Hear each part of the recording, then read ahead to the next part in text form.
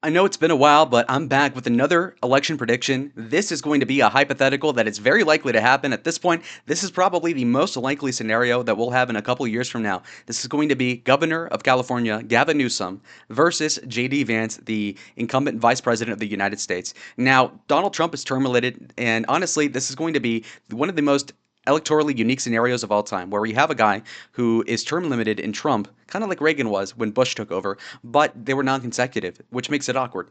And, J.D. Vance would have been vice president for only one term and not the two that Bush had.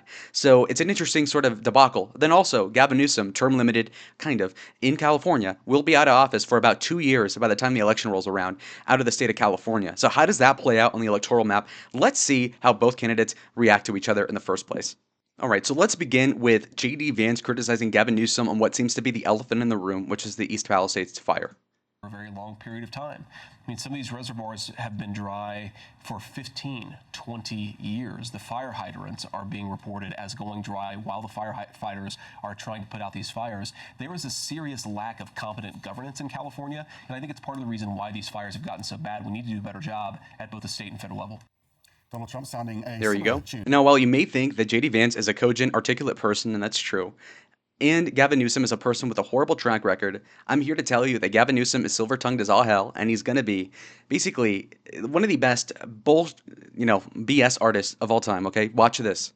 Vance was on television today talking about lack of competency on your part. Okay. What do you say to? You've heard this almost every single day. Yeah, I haven't talked to him. Hurricanes that were attached to fires, unprecedented wind experiences, heroic firefighters from all across the United States. We got folks from Texas, we got folks from Wyoming that have been pounding on this, the best next-gen technology. We've got these fire hawks, guys with night vision goggles, pounding these fires 24/7. We've got thousands of National Guard men and women that have been on here. We pre-positioned 120 engines, helicopters, dozers, water tenders. We did that on Sunday, 2 days before this event.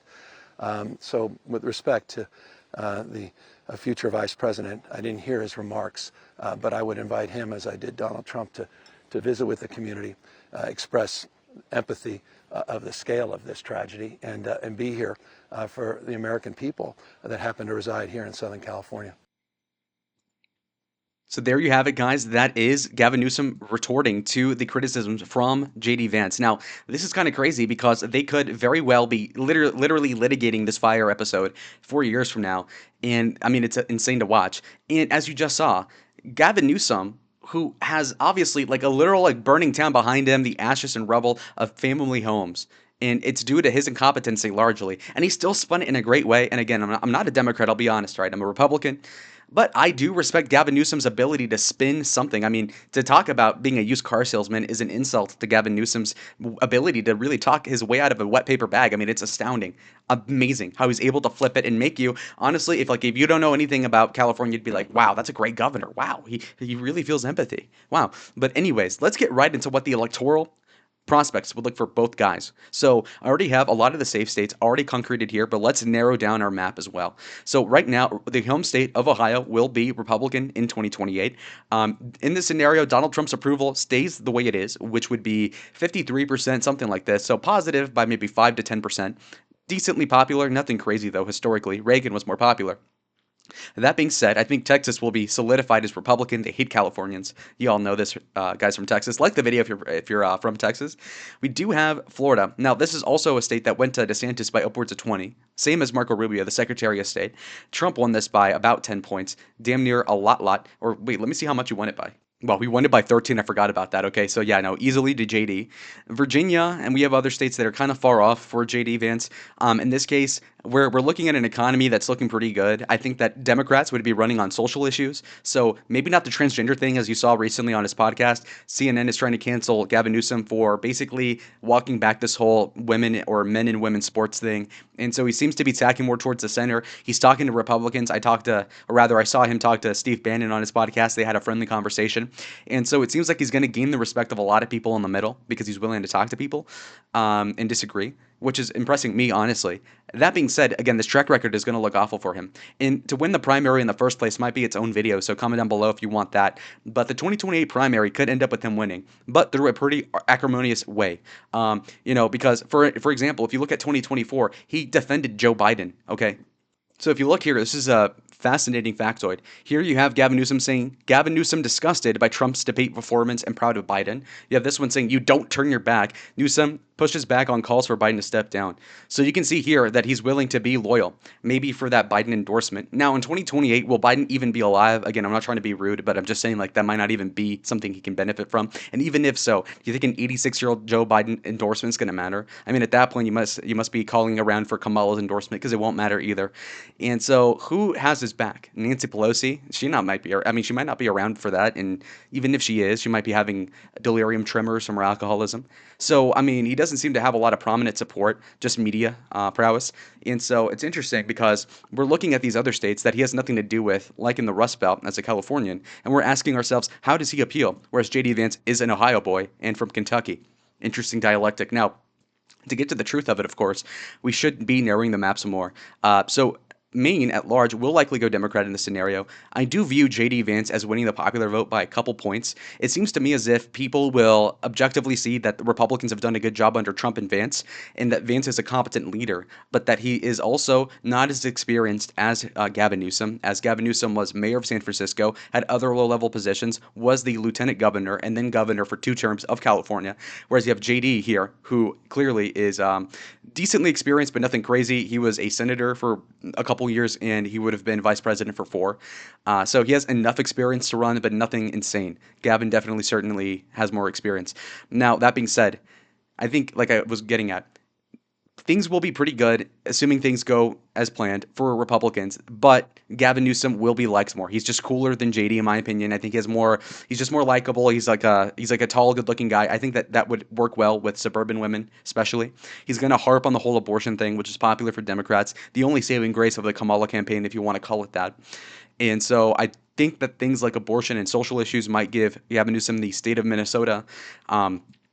If you're looking at Virginia, I think it'll get closer than it was in 24, as it seems like people are especially getting more sympathetic to the Republican cause there as of recent years, especially with Glenn Youngkin's election in 21.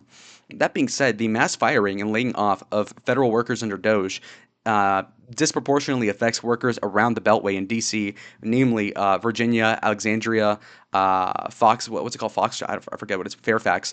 So, I mean, you think either when you lay hundreds of thousands of people off that they'll leave and therefore these Democrat government workers will be in other states. Maybe that works out that way. Or maybe it could be that they are still employed in Virginia doing something else and they just freaking hate the government and they hate Trump and Vance. So I don't know where to call it on that, but as of right now, since we don't know how that's going to pan out, we're going to leave it as blue. That being said, we do have North Carolina, which I will give to J.D. Vance. That was one of the safest places for Republicans in 2024, even though they did have that whole debacle with the climate. And I think it was hurricanes. Anyway, New Mexico is a state that Republicans might do better in the future, especially with the Latino transformation. But that being said, it still seems somewhat far off, as it still went Democrat by, I don't know, like 6% last time. And so I don't think JD is going to be 6 points better than Trump. And he's not like a Latino or anything. So it's not like Marco Rubio's running. So I don't think Latinos will be too much more Republican than they were this past year. Which leaves me to go to New Hampshire, which I think is also a Democrat state. Kamala won this by almost 3 points in a pretty bad circumstance. So I do think that Newsom will do better with New Hampshireites than JD. I think that he'll win. Okay, so looking at the remaining 5 states, the neighboring state to California is Nevada. How much will that help Gavin Newsom? Maybe a little bit, given that he probably does know a lot of the people that run the casinos and the rich people in Las Vegas, but that won't really matter. I think that it's too far gone for Democrats to win Nevada. So even though it's a neighboring state, I don't think it matters. Same thing with Arizona. I think that's going Republican pretty easily. People in Arizona are close enough to California, I know anecdotally, to know that California's ran like garbage. And any exchange student that I have, or rather student coming in from the UC system that goes to University of Arizona, for example, hate California with a passion, okay? So that being said, we also look at Nebraska's 2nd district. That's probably going Democrat. It's getting gentrified. There's a lot of suburbs that are obviously expanding, and so you got to keep that in mind. Now, looking towards the end of this prediction, we do have 3 more states. Gavin Newsom would have to sweep these 3 Rust Belt states from the guy from the Rust Belt himself to then win the election. Now, while tariffs might be unpopular in places like Arizona, like Texas, I will tell you that tariffs are certainly popular with the unions and the people working in industry in the states of Michigan, for example, Indiana, etc., and Pennsylvania. And Trump already won these 2, so I think it's pretty likely he wins these. And I think Wisconsin might be a little closer as it was in 2024. That being said, I do think that also Wisconsin will go Republican, which gives J.D. Vance a 312 electoral vote majority to Gavin Newsom's 226. I think that J.D. Vance would beat Gavin Newsom in the popular vote from anywhere from 2 to 4% at this rate.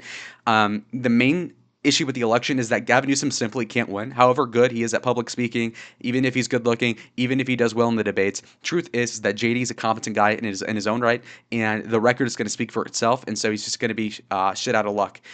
So anyways, that's my prediction, 312 to 226, popular vote majority to JD Vance with 51% of the vote. Comment down below what you thought. Like the video if you liked it. Subscribe if you want more content like this, and I'll see y'all on the next one. Adios.